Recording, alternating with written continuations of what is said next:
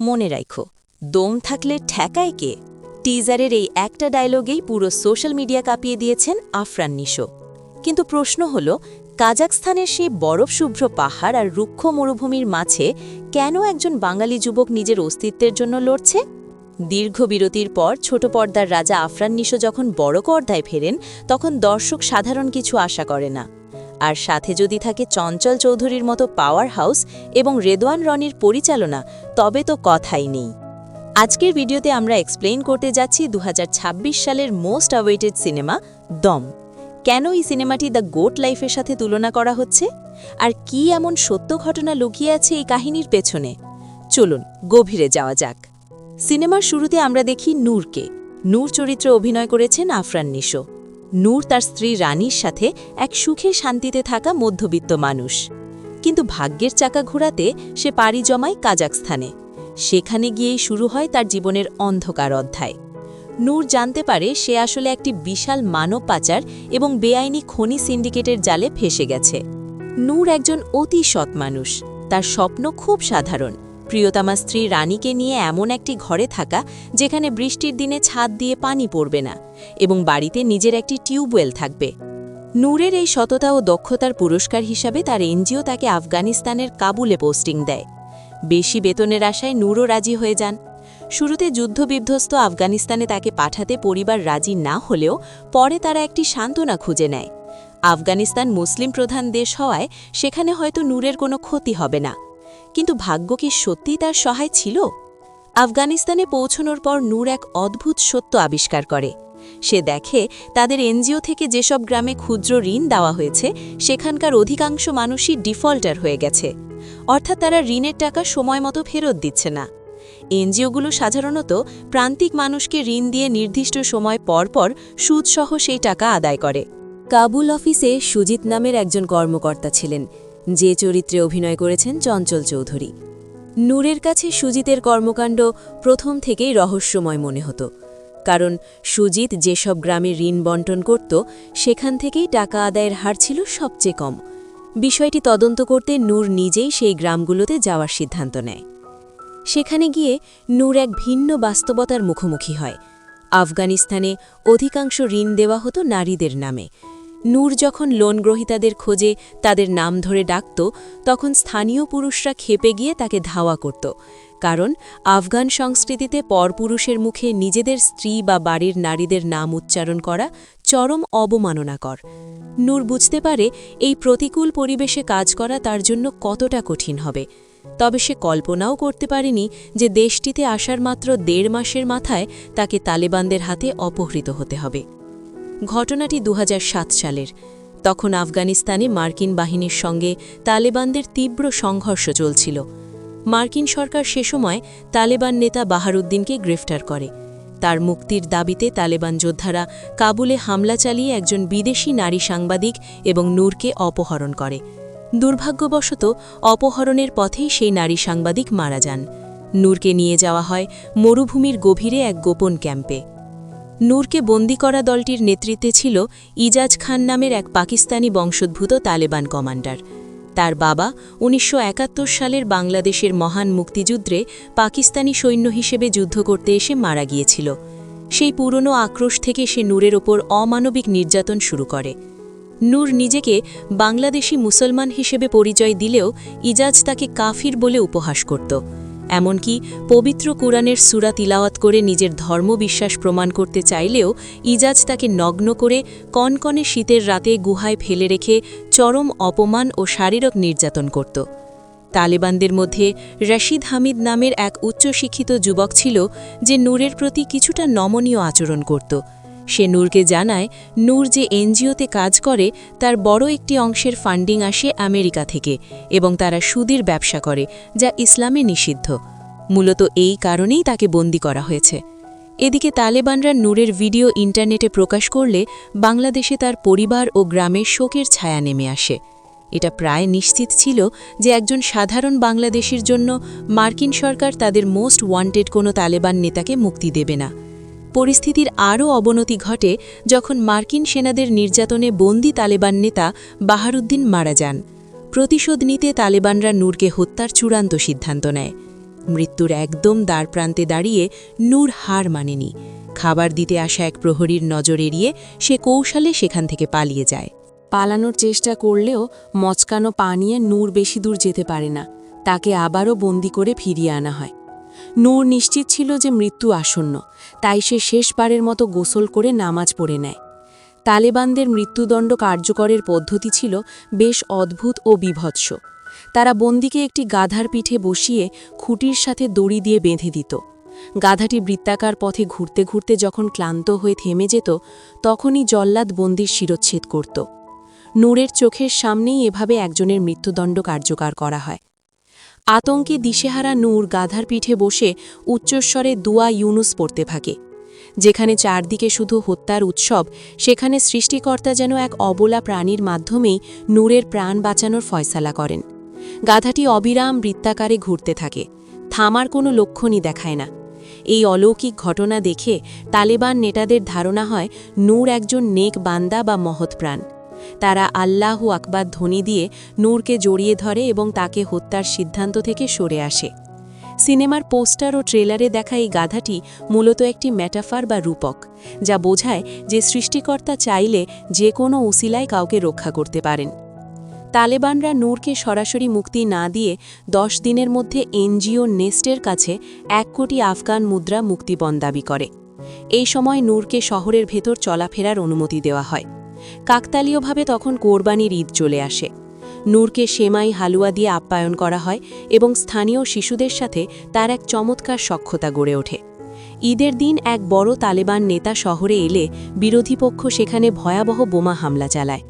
বিশৃঙ্খলার সুযোগে নূর একটি গাড়িতে করে পালিয়ে যাওয়ার সুযোগ পেলেও সে দেখতে পায় ছোট্ট মেয়ে আফিয়া বোমায় গুরুতর আহত হয়েছে।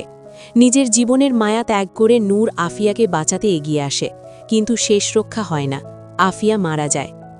এদিকে নূরের স্ত্রী রানী ঢাকায় এনজিও নেস্টের প্রধান কার্যালয়ে গিয়ে মিল্লাত সাহেবের সাথে দেখা করেন। সেখানে বেরিয়ে আসে এক রূঢ় সত্য। এনজিওটি টাকা দিয়ে নূরকে ছাড়াতে চাইলেও মার্কিন সরকার তাতে বাধা দিচ্ছে। তাদের যুক্তি, একবার মুক্তিপণ দিলে ভবিষ্যতে তালেবানরা আরও মানুষকে অপহরণ করতে উৎসাহিত হবে। তাই মুখে উদ্ধারের কথা বললেও গোপনে তারা নেস্টের সব ব্যাংক অ্যাকাউন্ট ফ্রিজ করে দেয়। অন্যদিকে সেই পাকিস্তানি বংশোদ্ভূত ইজাজ খান নূরের ওপর মানসিক নির্যাতন চালিয়েই যাচ্ছিল।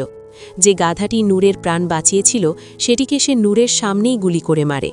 ক্ষোভে ফেটে পড়ে নূর ইজাজকে মারধর শুরু করে। বিচারে নিরীহ প্রাণী হত্যার দায়ে ইজাজকে শহর থেকে বহিষ্কার করা হয়। নূর তখন তালেবানদের প্রস্তাব দেয় যে সে নিজেই টাকার ব্যবস্থা করে দেবে। সে তার সহকর্মী সুজিতকে অর্থাৎ চঞ্চল চৌধুরীকে ডেকে পাঠায় এবং নিজের কম্পিউটারের পাসওয়ার্ড দেয় যাতে সুজিত বকেয়া ঋণের টাকা তুলে মুক্তিপণের ব্যবস্থা করতে পারে। ইতোমধ্যেই বন্দি জীবনের 53 দিন পার হয়ে গেছে। সুজিতের কাছ থেকে নূর যখন জানতে পারে তার স্ত্রী রানী অন্তঃসত্ত্বা, তখন অনাগত সন্তানকে দেখার তীব্র আকাঙ্ক্ষা তাকে নতুন করে বেঁচে থাকার শক্তি যোগায়। নূরের প্রাণ বাঁচাতে তার আফগান সহকর্মীরা সবাই নিজেদের 1 মাসের বেতন দিয়ে দেন। সুজিত জীবনপণ চেষ্টা চালিয়ে যাচ্ছিলেন বিভিন্ন গ্রাম থেকে বকেয়া ঋণের টাকা তুলতে। যেহেতু এনজিওর ব্যাংক অ্যাকাউন্টগুলো মার্কিন চাপে ফ্রিজ করা হয়েছিল, তাই নগদ টাকা সংগ্রহ করা ছাড়া আর কোনো পথ ছিল না। কিন্তু যুদ্ধের ভয়াবহতায় 3টি গ্রাম ততদিনে ধ্বংসস্তূপে পরিণত হয়েছে। সেখান থেকে কোনো টাকা আদায় করা সম্ভব হয়নি। বাধ্য হয়ে সুজিত সংগ্রহ করা অর্ধেক টাকা নিয়ে ডেডলাইনের শেষে তালেবানদের কাছে যান। কিন্তু তালেবান নেতারা সেই টাকা নিলেও নূরকে মুক্তি দেয় না, উল্টো সুজিতকে মারধর করে তাড়িয়ে দেয়। তবে ক্যাম্প থেকে বের হওয়ার পর সুজিতের সাথে এমন একজনের দেখা হয় যে পুরো দৃশ্যপট বদলে দেয়। এদিকে ঢাকায় নূরের স্ত্রী রানী হাল ছাড়েননি। এনজিও চেয়ারম্যানের সহায়তা না পেয়ে তিনি টানা 15 দিন পররাষ্ট্র মন্ত্রণালয়ে ধর্ণা দেন। একজন গ্রাম্য মহিলার জন্য ঢাকায় এসে খোদ পররাষ্ট্রমন্ত্রীর দেখা পাওয়া কতটা দুরূহ তা সহজেই অনুমেয়। শেষ পর্যন্ত এক সাংবাদিকের সহায়তায় তিনি মন্ত্রীর দেখা পান এবং সব বিস্তারিত খুলে বলেন। পররাষ্ট্রমন্ত্রী তখন তার এক বন্ধুকে ফোন করেন যিনি মার্কিন গোয়েন্দা সংস্থা সিআইএতে কর্মরত ছিলেন।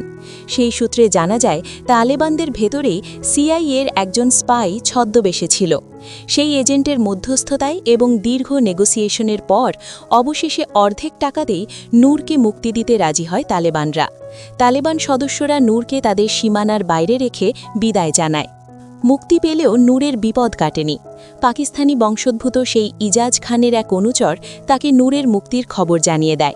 প্রতিশোধ নিতে ইজাজ পথিমধ্যে নূরকে খুঁজে বের করে এবং হত্যার উদ্দেশ্যে আক্রমণ করে। কিন্তু এবারের নূর আর সেই বন্দী ভীতু মানুষটি নয়, সে এখন এক স্বাধীন সত্তা। ইজাজের সাথে নূরের প্রচণ্ড ধস্তাধস্তি শুরু হয়। এক পর্যায়ে দুজনেই পাশের একটি খালে পড়ে যায়। নূর ছোটবেলায় গ্রামে কাবাডি খেলায় খুব পারদর্শী ছিল, আর এই খেলার প্রধান কৌশলই হল দম ধরে রাখা। নূর বিশ্বাস করত বেঁচে থাকাটাই আসলে দমের খেলা। যতক্ষণ দম আছে ততক্ষণই জীবন। পানির নিচে দীর্ঘক্ষণ দম ধরে রাখার সেই চিরচেনা লড়াইয়ে নূর হারিয়ে দেয় ইজাজকে। ইজাজ ডুবে মারা যায় আর নূর ফিরে পায় এক নতুন জীবন। তবে শত্রু হলেও একজন মুসলমান হিসেবে অন্য মুসলমানের লাশের প্রতি সম্মান দেখিয়ে নূর ইজাজের নিথর দেহটি পানি থেকে টেনে তীরে তুলে আনে। সব বাধা পেরিয়ে নূর ও সুজিত শেষ পর্যন্ত বাংলাদেশে ফিরে আসেন।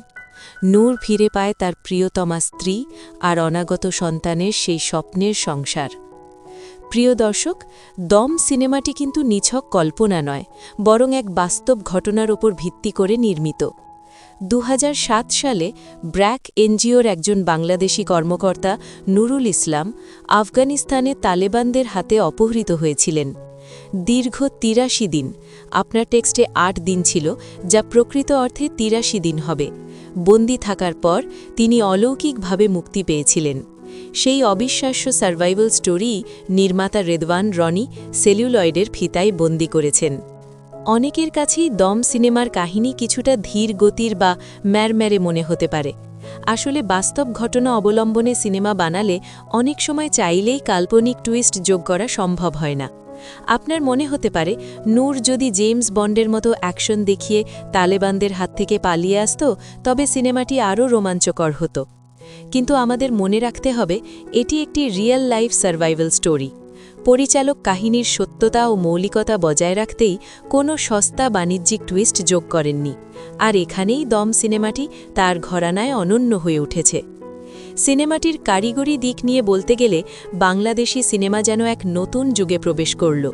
হাওয়া দেখার সময় দর্শকদের যেমন মনে হয়েছিল তারা মাঝ সমুদ্রে নৌকায় আছেন, দম দেখার সময়ও আপনার মনে হবে আপনি কাজাখস্তানের তপ্ত মরুভূমিতেই দাঁড়িয়ে আছেন। বিপুল সংখ্যক বিদেশি অভিনয়শিল্পীকে নিয়ে এমন প্রতিকূল পরিবেশে কাজ করা ছিল বিশাল চ্যালেঞ্জ, যা টিম দম সফলভাবে উতরে গেছে। সিনেমার আবহ সঙ্গীত ভালো ছিল, তবে তা আরও উন্নত করার সুযোগ ছিল। অনেকেই প্রশ্ন করছেন, দম নামটি কেন? আসলে এখানে দম মানে শুধু শ্বাস-প্রশ্বাস নয়, দম মানে হল টিকে থাকার অদম্য জেদ। কাবাডি খেলার সেই নিয়মের মতো, যতক্ষণ দম আছে ততক্ষণ লড়াই চালিয়ে যেতে হবে। নূর ঠিক সেটাই করে দেখিয়েছে। তপ্ত বালু থেকে শুরু করে বরফ শীতল পানির নিচ পর্যন্ত সে প্রমাণ করেছে যে মানুষের ভেতর যতক্ষণ বিশ্বাসের দমটুকু অবশিষ্ট থাকে, মৃত্যুও তাকে হারাতে পারে না। নূরের কাছে এই দম কেবল অক্সিজেন নেওয়া নয়, বরং সৃষ্টিকর্তার ওপর অগাধ বিশ্বাস। বিপদের মুখে তার দোয়ায়ে ইউনুস পড়া সেই আধ্যাত্মিক শক্তিকে ফুটিয়ে তোলে, যা তাকে মানসিকভাবে ভেঙে পড়তে দেয়নি। এই ভেতরের সাহস আর প্রাণের স্পন্দন টিকিয়ে রাখাই হল দম। একজন সাধারণ এনজিও কর্মকর্তার এই অসাধারণ লড়াই বড় পর্দায় দেখার অভিজ্ঞতা সত্যিই অন্যরকম। বাংলা সিনেমা যে এখন বিশ্বমানের গল্প বলার সাহস দেখাচ্ছে, এটাই আমাদের বড় প্রাপ্তি। প্রিয় দর্শক, নূরের লড়াইয়ের কোন মুহূর্তটি আপনার হৃদয় ছুঁয়ে গেছে? গাধার পিঠের সেই অলৌকিক দৃশ্য, নাকি পানির নিচে শেষ নিঃশ্বাস ধরে রাখার সেই মরণপণ লড়াই? অবশ্যই কমেন্ট করে জানাবেন। ভিডিওটি ভালো লাগলে লাইক দিন এবং এমন আরও মুভি এক্সপ্লেনেশন দেখতে আমাদের চ্যানেলটি সাবস্ক্রাইব করে রাখুন। বাংলা সিনেমার জয়যাত্রা বজায় রাখতে সপরিবারে প্রেক্ষাগৃহে গিয়ে দম সিনেমাটি উপভোগ করুন। আজ এ পর্যন্তই, দেখা হবে পরবর্তী ভিডিওতে। ততক্ষণ সবাই ভালো থাকুন, সুস্থ থাকুন। বিদায়।